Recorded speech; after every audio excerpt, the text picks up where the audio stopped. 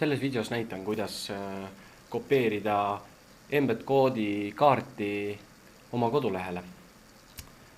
Kõigepealt kopeerin embed koodi, mis on e-mailis.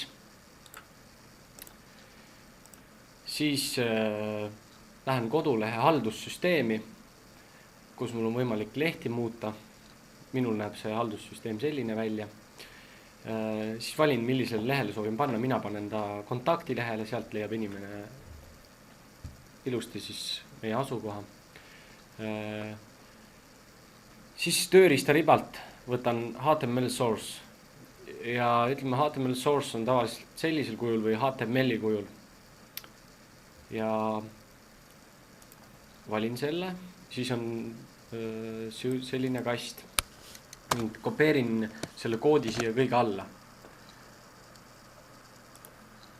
Ja siis ongi see, ta tekitas siia iframe'i, mille taga tegelikult kaart juba ongi. Siia näiteks panen veel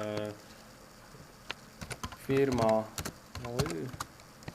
telefon ja nii edasi, oma firma andmed.